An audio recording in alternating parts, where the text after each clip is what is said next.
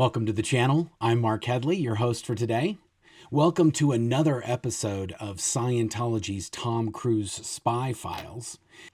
And in these episodes, we're specifically covering the internal Scientology documents that have to do with Tom Cruise.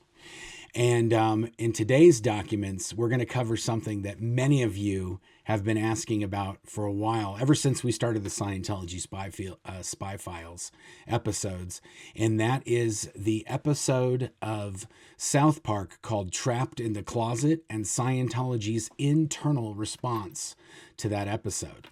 So one of the things that we do before we cover these documents is we show you who the key players are in the document. There's a lot of abbreviations and there's a lot of names mentioned, and we're just going to show you who those people are at the very start of the episode, and then we'll get into the document. So here we go. Scientology's Tom Cruise Spy Files, key players. Of course, we have David Miscavige, chairman of the board, Religious Technology Center, the leader, the ecclesiastical leader, as they call him in Scientology. Then we've got Tom Cruise, teen matinee idol. And we've got Shelley Miscavige, COB assistant. That's the chairman of the board's assistant at the time. And we've got Mike Rinder, who is WDC OSA at this time. And we've got Brad Gray. He was the CEO of Paramount. And then we've got Burt Fields. He's a lawyer. He's Tom Cruise's lawyer. Then we've got Michael Dovin. He is the head of Odin Productions. That's Tom Cruise's production company. And then we've got Tom Freston. He was the COO of Viacom at the time. And then we've got Paul Block, who's Tom Cruise's publicist. Nancy Kirkpatrick, who's also at Paramount. Kevin Huvane, that's one of the main guys who runs CAA, which is Creative Artists Agency, of which was representing Tom Cruise at the time. And then we've got Rick Nisita, who is Tom Cruise's specific CAA agent. And then we've got Mark Ebner, who is an author, and he's covered Scientology for many, many years. And then Isaac Hayes, who is a Scientologist at the time and actor, musician. Okay, so those are all the key players. Let's get right into the document. Okay, now this document is going from WDC OSA to COB RTC. It's 18 November. Now, the South Park episode, Trapped in the Closet, aired on 16 November 2005, and this is from 18 November 2005. And it's got carbon copies going to COB Assistant, COB Com Communicator, COB Communicator for Compliance, and the COCMO Int, which is the Commanding Officer of the Commodore's Messenger Organization International. And it says, South Park.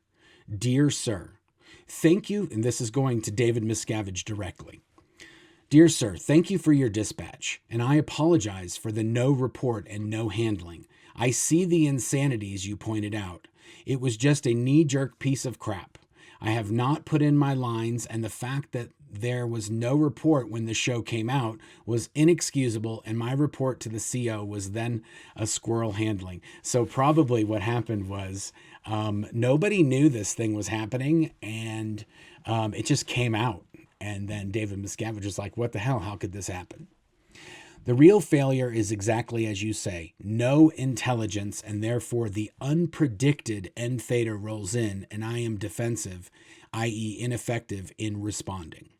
To give you the summary of the show I should have originally reported, it tells the story of the loser on the show, Stan, being depressed, getting a free personality analysis, and coming into a Church of Scientology.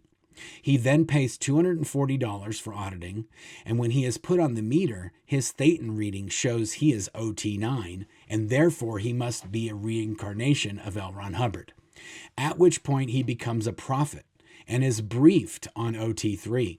Ooh, this is an actual internal document that admits that OT3, as covered in South Park, is OT3, because it says he is briefed on OT3, which is the Lord Xenu story. Scientologists then gather at his house like this is the second coming of Christ, including Tom Cruise and John Travolta. When Tom Cruise sees him, Stan tells him that he thinks his acting isn't good and the guy who played Napoleon Dynamite is better. At which point, Tom Cruise gets upset and locks himself in the closet of Stan's room. There are then a lot of lines about Tom Cruise won't come out of the closet, and then John Travolta joins him in the closet, and they both won't come out.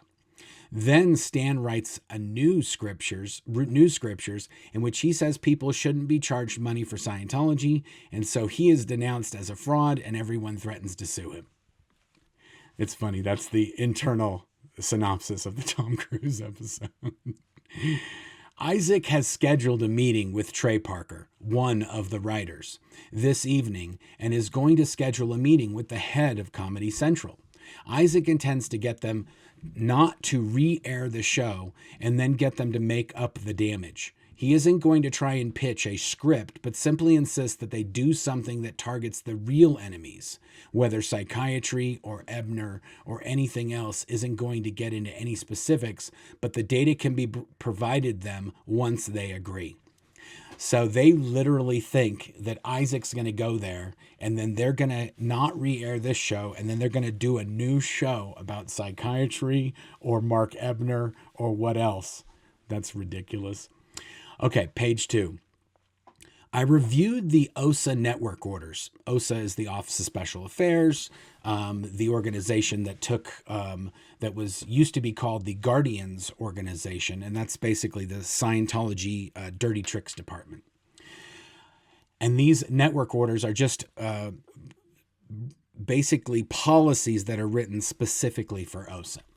I reviewed the OSA Network Orders. A complete special bank of the media attacks is being done per OSA Network Order 35, Intelligence Estimations and Predictions, and OSA Network Order 14, How Intelligence is Run.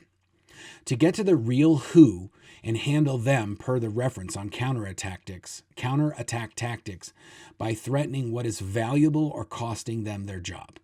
One name that has shown up is Terry Press, the head of PR at DreamWorks, who is personal friends with Kim Masters, who wrote the Radar article, and another reporter, Vanessa Gregoriadis, who has written N Theta articles. N Theta is just any bad news about Scientology, or anything true about Scientology that's not good. Press would not handle the N Theta generated on War of the Worlds or by Kate C. This special bank and estimation and handling is the highest priority and will be presented as a complete product and proposed handling. I spoke with Dovin concerning Paul Block and CAA, and then I spoke to Paul Block directly. I understand that this is a two-way street. If there was no publicity for MI3, Paramount, and Viacom would have a seizure. The other planned script on Comedy Central is a J&D. That just means joking and degrading. Anything joking or that puts anybody else down. In Scientology, L. Ron Hubbard calls that joking and degrading. So if you're putting down Scientology, you're degrading it. And it is J&D, or joking and degrading, is strictly forbidden within Scientology. The other planned script on Comedy Central is a J&D skit with Andy Dick, who has a show of skits on Comedy Central, where he is a wedding planner planning the wedding. It has the wedding gown as a spacesuit. The wedding car is a rocket with tin cans tied to it. The band for the wedding is aliens from the Star Wars bar, and the choir is the Scientology choir that is staring-eyed kids. This is reportedly planned for a December show. When I briefed Paul Block about this, he immediately called for Kevin Huvane. He didn't reach him yet, and to the head of Paramount PR. He said that this has to be stopped right now and that he will go to Brad Gray or higher, as they are shooting themselves in the foot. Paul said that he had handled a similar situation with another client at Fox, and he had gone all the way to the top, and the word had come down and the attacks vanished. He said the same thing is going to be done here.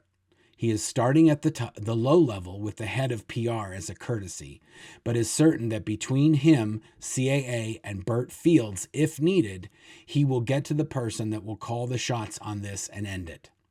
He said that he will keep me briefed on what happens and that there is a great deal of pressure that can be brought to bear on Paramount/Viacom, as their biggest asset is being mauled by their own people, and that they should not only completely end that, they should be actively handling it even if it comes out outside their quote-unquote family.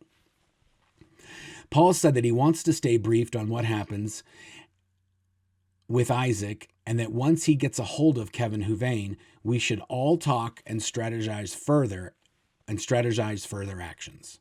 But he didn't want to wait to hear from anyone before making the first call to Paramount and starting the process, which he has now done. And he is also going to check on his lines for anyone he can find that is stirring things up. Okay, so that's pretty much the end of the South Park in this document. And then it talks about Rolling Stone. I'm not going to get into that because I'm going to do a Rolling Stone thing as a separate set of documents, and we'll cover this one when we cover Rolling Stone. And then at the end of this document, it says, "Much love. This is okay. Much love, Mike." Okay, so that's on 18 November. Now, the next time that there is another document, we skip all the way forward to 2 December. So we're going to bring that document right up. Okay, so there's no headings, there's no anything. It's just an excerpt or just the bulk of the document with no headings and no signatures. And it just says, South Park / Comedy Central. Dear Sir. Now this is likely going from Mike Rinder as WDC OSA to Chairman of the Board, Religious Technology Center. And this is the date of this is 2 December. And the title of the document, or the name of the document, is South Park 2 December. Dear Sir, when I briefed Paul Block on South Park and the future skit on the wedding that had come into Odin, he called Kevin Huvane and Rick Nacita. They immediately called Brad Gray, head of Paramount, who said he knew nothing about it and would handle it as a highest priority and get back to them. I spoke to Paul and Rick last Friday to get an update on this. Both said they had nothing back and would chase up on it. Rick said that he would find out about it and let me know. I tried calling Rick yesterday and he was still in China. I called for Kevin Huvane twice today and he hasn't returned my calls. When the first call was made, Paul told me that Kevin and Rick will go to Tom Freston or Summer Redstone if they can get no action from Brad Gray. Isaac saw Trey Parker, one of the South Park writers, who told him there wasn't anything they could do about the show, and he said he didn't really like Mark Ebner, though Ebner wrote a chapter in his book about Parker. Ebner was announced on an internal blog, an internet blog, as being a consultant on the show, and it carried enemy lines from the internet. Ebner wrote the Radar online piece that announced the South Park show would get air, giving details of it before it appeared. And enemy lines means anything that is bad about Scientology or true and doesn't make Scientology look good.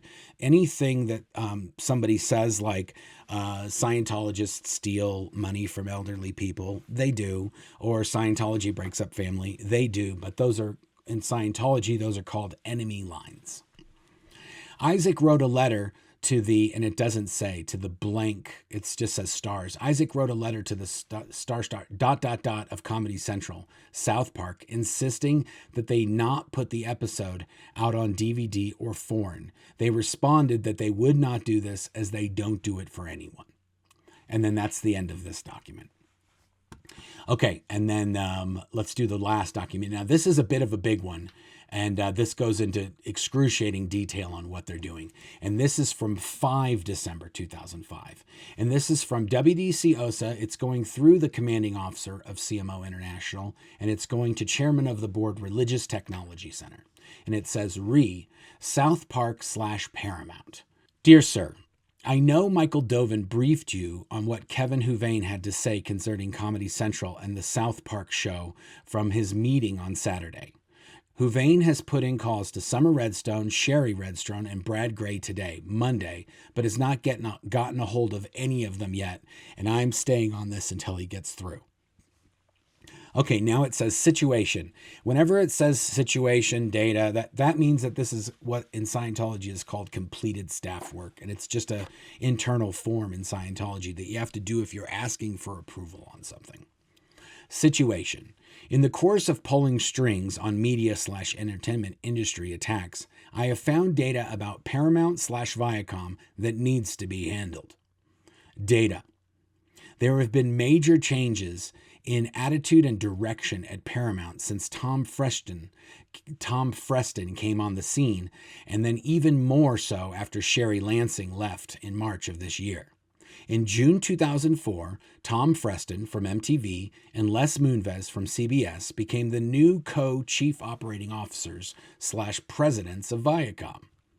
Freston oversees all cable network properties, MTV networks, that includes VHS, VH1, Nickelodeon, Comedy Central, Country Music TV, BET, and Showtime networks, and the motion picture business of Paramount.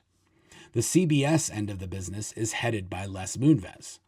An article appeared in USA Today in October 2004 about a movie, Team America World Police, done by Trey Parker and Matt Stone, the creators of South Park, on Comedy Central.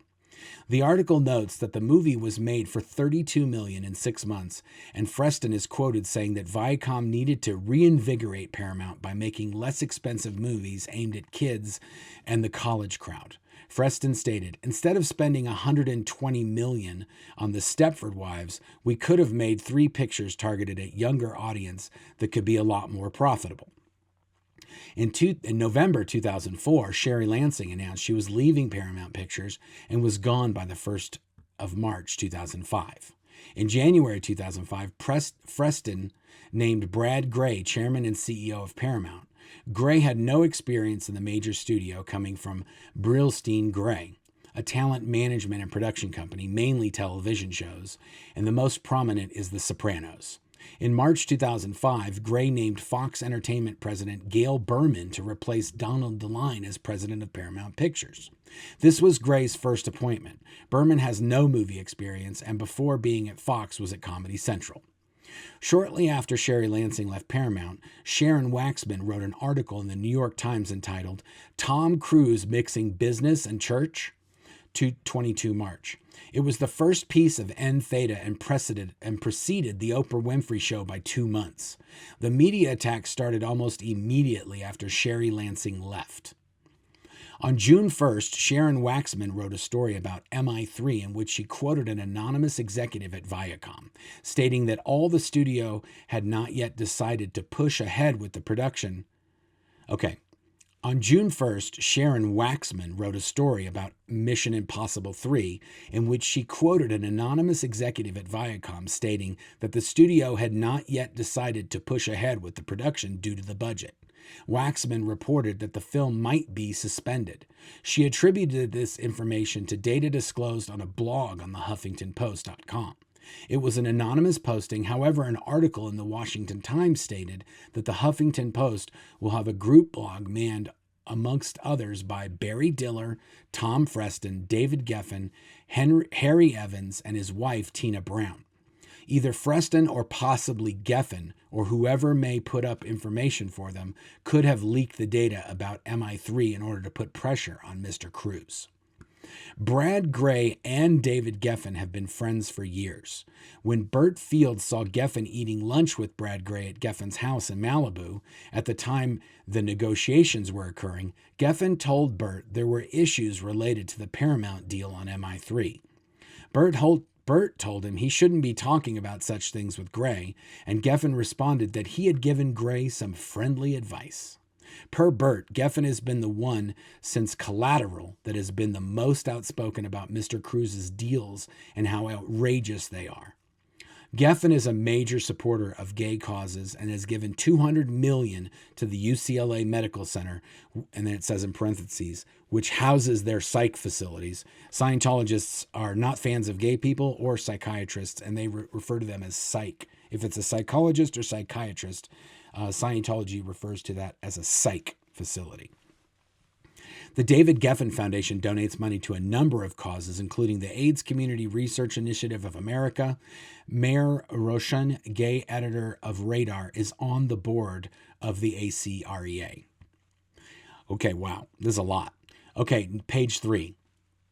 In early June 2005, Karen Warner from Odin, that's Tom Cruise's production company, was asked to set up a lunch with Brad Gray and several Paramount executives regarding Mission Impossible 3.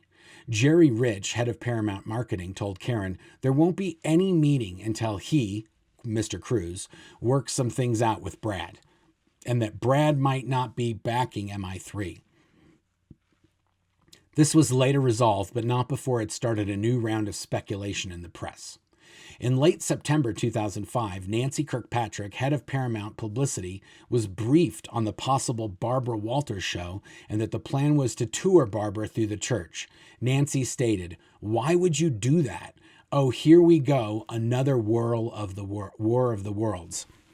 Okay, a little, just to unpack that a bit. So when Tom Cruise was doing War of the Worlds, he set up a giant Scientology volunteer minister's tent on the set of War of the Worlds, and they had people coming in there and getting back massages and Scientology assists, and it was a big flap, and it created a lot of PR backlash. An article in Vanity in November 2005 again stated that Freston's plans calling for zeroing in on pictures that targeted younger audiences, making use of the easy marketing access to the MTV generation. He is trying to create, quote, a revolution in the Hollywood studio system, unquote. In November 2005, Karen Warner of Odin met with Jerry Rich, president of marketing at Paramount, who told her he is excited about meeting with Mr. Cruise and all the network heads of Viacom in December. This will be the heads of MTV networks, Comedy Central, VH1, Nickelodeon, etc., to be briefed on Mission Impossible 3. Mitch mentioned that Doug Herzog, head of Comedy Central, will be there, and he is happy he will meet Mr. Cruise. Karen asked, "Isn't Comedy Central the network that did a recent South Park episode on Scientology?" Rich responded, "Yes, and that South Park was funny and satire and not to be taken seriously." When the marketing and publicity binder containing all of the plans to promote MI3 was first presented, it contained black PR about perceived but never specified image problems of Mr. Cruise. Black PR is just any public relations that is not favorable to Scientology, bad public relations. The source of this was Jeff Hall, who is over research at Paramount. After being confronted on it, Jerry Rich had it pulled and then said that the research showed that the interest for Tom Cruise starring in Mission 3 has never been higher around the world. On 1 November 2005, Gail Berman, the Paramount president who had earlier been at Comedy Central before she was at Fox TV, stated to Variety that she wanted to make more comedies at Paramount. After greenlighting a sequel to Jackass the movie, then on November 17, 2005, Paramount and Parker and Stone, South Park creators, signed a 3-year movie production deal. This was one day after the South Park Scientology Tom Cruise show. Media Edge. In October 2004, Media Edge was awarded the $480 million media planning and buying account of Paramount. Media Edge is a WPP company, although no hard evidence exists to show that they have taken any adverse actions. In April 2005, Michael Dolan, a former chairman and CEO of WPP's group Young and Rubicon, joined Viacom as chief financial officer. Okay, page 4, analysis. There has been a major shift in Paramount since Freston moved in and Sherry Lansing left. The support for Comedy Central is part of the new breed, quote unquote, at Paramount/Viacom, following Tom Freston, who wants to move away from big budget movies. When they should be supporting and promoting their biggest star, they are attacking him from within. He is a big budget movie star. They are trying to turn Paramount into a studio that is the antithesis of big star movies, preferring J&D puppet movies by the creator of South Park. Solution: I provide this information to Dovin and set up a meeting with him to brief CAA. They should already know most of the data above and should be offering solutions and a strategy. I do not know what arrangement exists between Mr. Cruise and Paramount beyond MI3, but the environment at Paramount has changed radically, and I doubt any other studio would treat him like they are now doing.